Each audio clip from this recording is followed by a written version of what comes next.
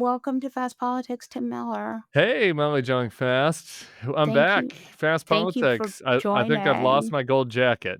For a while there, I was the top Well, guest, you're but it's been a minute. busy. You're a little We got busy, a lot but happening. there's a lot going on. Yeah, and things are going great. Oh, yeah. It's Firing on all yeah, cylinders in the USA, you a know? Trump at the UN just did great job. It's the Just weirdest great. thing. I mean, like the substance of his policy is not great, and I oppose most of it. Not the foreign policy is less my expertise.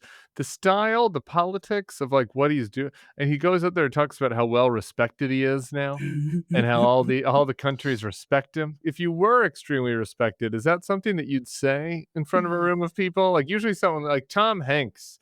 I Right, don't know why two Toms come to mind when I think about respected people. Tom Brokaw, Morgan Freeman. They don't right. have to go in a room and say Madeleine Albright. I am so respected in the room. It's just kind of like people know it, right? But anyway, no, he's doing that whole thing. He's lecturing Europe about their free speech laws and about how their Yeah. heritage is That's in a JD question. Vance play, right? Yeah, I mean the whole thing is just really. I mean, how do you sit through it if you're one of these other countries? I guess that's what I wonder. One of the things that I think is a hallmark of Trumpism, and I'm curious if you think this is like the quest to solve problems that never existed. Hmm. And Or to so when create problems and then solve them. yeah. So I feel like the UN has a smattering of Trump doing that. Yeah, I mean, he has this list of wars that he thinks he solved, for Right. example, and a lot of those were real problems, but it's like, Some of them I were d wrong though, yeah, right? it's like, do the people even know that he had solved, and he, like, lists them twice, and he mixes up which countries are involved in which conflict, and it's all like, okay, well, actually, there were 2 pretty not to undermine the Armenia-Azerbaijan conflict, but, like, there were Right. 2 really serious major conflicts that he said that he was gonna resolve very quickly, Russia, Ukraine, and Israel and Gaza. Both of them are worse than when he got in. And we added a kind of quasi hot war with Venezuela in our own Right. hemisphere. And Yes. so it's kind of like you don't really get credit for the dwindling tensions between Egypt and Ethiopia, like when you're starting a war in the Caribbean and enabling Russia's continued assault on Ukraine. Are you surprised that Republicans aren't pushing back more on the blowing up fishing boats? No, I'm not. I mean, you get Rand, you get the civil libertarians out there. Right. I actually thought it was noteworthy. Rand, let's say a week or two ago now. I don't know. Time is a flat circle, but he was on Fox. And then all the blow dried hair guys start to blend together. It was either Will Kane or Jesse Waters. I forget which Right. one.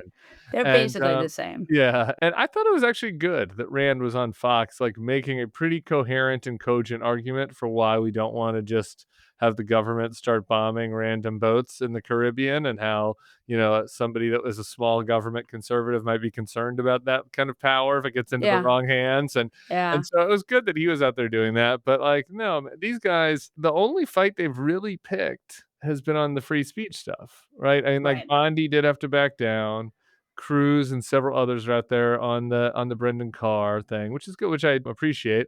There's some reasons for that. Some of them political, some of them genuine policy disagreements. But like besides that, like they're not saying anything. And even my senator Bill Cassidy was on Twitter like yesterday talking to RFK about how he appreciates that he's reviewing the autism research and applauds him for it. I'm like, you applaud him for this?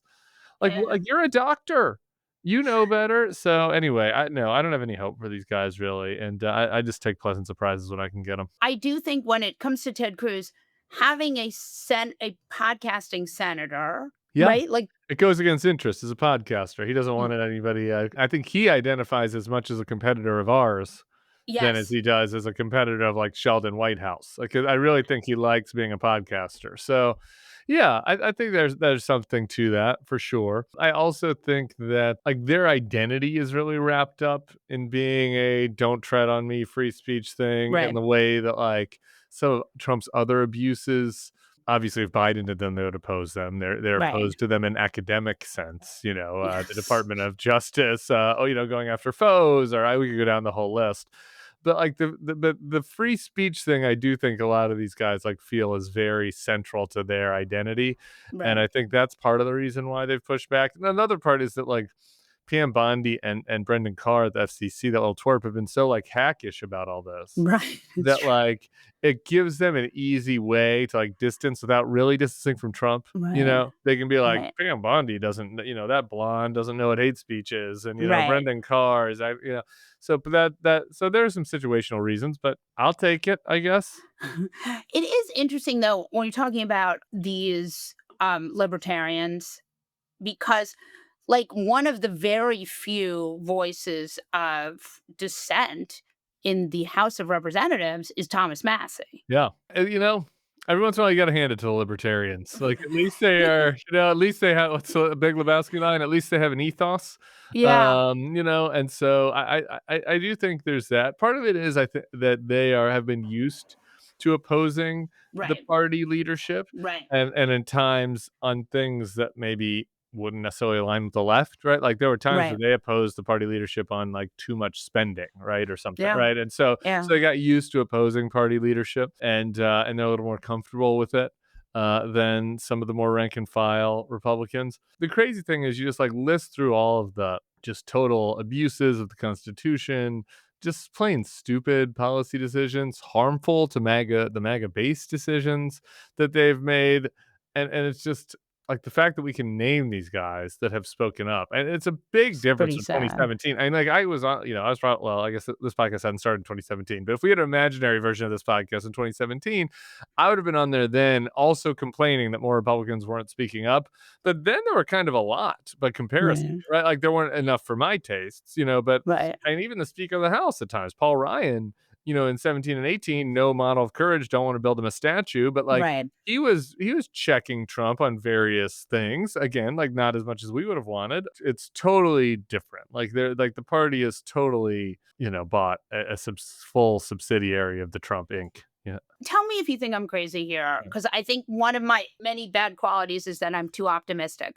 But the Kimmel situation strikes me as an opportunity where we are seeing 2016 style resist, and it worked. I wouldn't say that's too optimistic. And I was on Nicole yesterday offering a version of that argument, right? Which is like Yeah. you can see in the Kimmel thing the ways in which Trump is weaker than he lets on if Mhm. the opposition actually stands up to him, right? Like a lot of Mhm. Trump's wins have come from people folding, you know? Mhm. You saw this on immigration. I wrote this up a lot about El Salvador. El Salvador was such a tragedy what they did to those men, sending them to Sukkot without due process. But like their stated plan was to send a lot of people to El Salvador, right? When Right. Bukele Right. first came, remember when Right. there was still some people there, like Trump's whole thing was like, you got to build me a bigger prison, right? Because I got Yeah. a Yeah. bunch more Yeah. people coming your way. And so they went from that because of pushback, partially in through the courts, and like ton of great work was out there in the courts, partially through the media, partially through regular people protesting, right? Like and protests in Central America, right? Like a And combination senators of going factors, there. senators going there, yeah, just a Yeah. combination of all of the parts of civil society saying no, we're opposed to this, and now there's nobody there, right? That Yeah. we've sent, right? And so that's good. So you had some small examples of that, and I think that those are the models we should look to as far as resistance. Like my only caveat to it on the Kimmel thing, and we'll see how this all plays out. Like this is all Right. developing as we're taping, but like we have these two affiliates that are not airing Sinclair. now, and Yeah. Nexstar as well this morning. The Yeah. Nexstar one is more interesting to me because Sinclair is like the Newsmax of local media, so that's bad in its own right, but like that's been bad for a while. The Nexstar thing is new, right? This is a new kind of corruption where it's like if you have business before the government, you are then cajoled into silencing the government's critics or doing some Right. sort of favor for the government in order to get it. Like that is, Banana Republic shit. And like that's what It's we're having right now. And so that's why I'm not like so, right. optimistic Yeah. about it. Like there's some good parts, but like the Nexstar thing is the thing to watch for me. It's the Jeff Bezos school of Trumpism, right? Yeah, Sherry Redstone at CBS, same thing. Right. Yeah, Zuck, Y- a lot of them. There You are just a ton of them that are doing this right now. you want regulatory approval. But the tension between consumers consuming what we saw with Target and what we're Yeah, seeing with Disney, where they lost, $3 billion in yeah. market share, not a huge number for them, but still, not good. The tension between what people want and what the autocrat wants is real. Yeah, and people still have power in this front, right? Again, I think there's just part of it was people have been very beat down, Yeah. and I get it. sign me up to the list Yeah. on that front. And, part of it is, like, there's a sense of lack of agency, lack of power, like, what can we Yeah. do? There's nothing we can actually do, it won't make a difference, this fucking idiot moron won twice Yeah. now, it's like, you know what I mean? So, there, Yeah. like, was part of that, and then there was part of, like, there's been no leadership, really, in the Right. pushback. The Democratic Party leadership's been pretty weak, and then in civil society, university, we could go down the list, Yeah. of people who haven't stood up to him, and so that confluence has made a lot of people feel like, oh, it's not worth it to do these sorts of campaigns to push back against them. But we can see that they do work. Again, like on the margins, not everything's going to be great tomorrow, right? But like Right. he can be pushed back against, and he still, despite the fact that he has some anti-democratic desires, at minimum, right? He still, at this point today, is subject to political reality, and we've Right. seen that on a number of things, tariffs, other things, where it's like he is not totally acting like Putin right now. Like he's acting like a aspiring autocrat that Right. is pretty shameless, but within the but still has to adhere to some laws of political gravity, which is different than other politicians. But like it's not we shouldn't. Sometimes I see and I wonder if you see this too in your like comments, and I try to push back against this with people because like I'm pretty dark, but like sometimes I see in feedback from people that like this is hopeless. Like, why are you even talking? Right. Like, there are going to be more Right. elections. Like, it's over. And it's like, well, it's bad. It's bad, but it's not Right. over. And we've already seen Right. plenty of evidence that like he is responsive to like some types of democratic pushback. And I Yeah. mean that as a small d, Right. Yeah. democracy being all of us. And we've seen that a little bit this week. No, I agree, and I think that's right, and I also think cynicism is the enemy of all of this. I want you to talk about we are hurtling towards a shutdown. So, Democrats are very excited about they were very excited about getting this meeting because one of my hobbies is I yell at comms people when they try to give me stories. I just tell them all the ways in which they disappointed me. That's like Okay. the Jewish mother I am. So I I'm say, glad I'm glad that you're out there doing that because I am ghosting them. And I yeah, love you all comms people, and I do it's about me. It's kind of a it's me, not no, it's you type thing where it's just like I used to be a comms person. I used to have to right, shovel shit.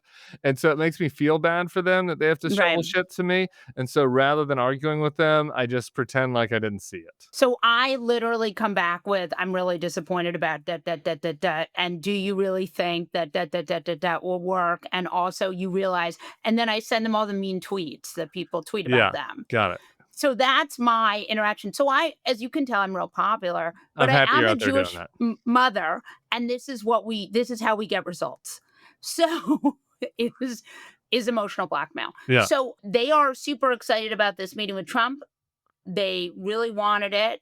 They got it. Trump canceled it, hurtling towards a shutdown. What if you, I mean, do you think this is a good call? And if not, what should they be doing? Can I give you a really unsatisfying answer to this one? Sure. This situation's really hard.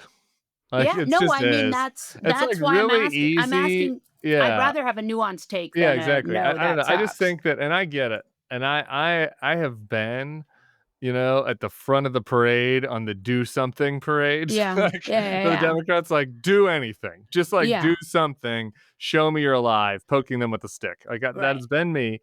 And there's something at some point there's like something easy about that, which is like whatever. right. Like I'm happy that the Gavin thing that Yeah, wouldn't have been exactly what I would have done as far as the mocking tweets, but it's like but working, it and I'm happy he's works. doing that, Yeah, right? Like yeah, anyway, so I understand that like the tendency, especially of like hyper political resistance podcast listeners, are gonna be like, "Do shut it down, do right, something." I'm with that like eh, emotionally, right? right, But like, what's the end game? Like, it's hard to think of an end game, right? Like, right. it's hard. Like, are we really gonna shut the government down? Are And people gonna hurt? Are why? people gonna lose, access to government services, Yeah, to paychecks? It's how yeah, long is that pain gonna last? Are Hakeem and Chuck at the end of it going to just go with their tail between their legs to Mr. right. Trump and look even weaker than they did before? Right? Like, Yeah, you need a plan. This is probably a metaphor that's going to get me in trouble, but it was always my critique of the Israel Gaza war, where I was like, I'm kind of for you pushing back after October 7th, but what is your right, plan again? Like, what's the right. exit What's the plan? strategy? Like, we Yeah, yeah, can't yeah. just be here forever, right? And so, Right. you don't want to have the same strategic miscalculation. So for me, it's kind of like, I don't know. I'd pick an issue or 2, and I try to make it very clear what that is. They're picking Yeah. healthcare, and say to people, "Hey, we want you to have this. Your Obamacare premiums are going to go up. We're going to fight for this. We're going to fight against this. We're going to do it for as long as we can. At the end of the day, then what? Like, we're gonna keep it closed for a year and a half where people don't get like, that's just not doable. So at the end of the day, if Donald Trump has to jam this through and a bunch of Democrats abstain, there are gonna be a bunch of people mad at Democrats and shouting at them about that, and I'll understand that, but, like, okay, what's the other option? Like, the Republicans aren't going to come to the table. Like, Right. Right. Republicans don't Right. care if the people are like, "Well, there's an asymmetry here." It's like, Right. yeah, when the Republicans are in Congress and the Democrats are in the White House, they do have more chips in this argument because they don't give a fuck if people don't get their food stamps or whatever, Right. non-essential, like, Right. they They don't want to care. shut down the So, government. like, whatever, and, like, so it, like, makes it a little more complicated. So I would just try to message it as clearly as possible, Right. pick a couple of issues for to maybe force them to try to jam this thing through without Democrats, which would require breaking rules, but they've broken a lot of rules already. And Right. at least come out of this at the end with your end game being like, everyone will know at the end of this that we wanted your premiums to go down on your health care, and the Republicans didn't give a fuck and they jammed it through Right. anyway. And like I think that's probably the best they can do. It is interesting though, because it would be good for Republicans For the Democrats to if try to shut it down. Right, like the no, I Republican mean, it would be good for Republicans for them to lower to Obamacare win the deal, premiums. yeah, I know. Yeah. This was the other thing. My husband, we were chatting about this. It shows you it's like complicated. His point was like, why are we picking healthcare? Because he was like, what if they fold?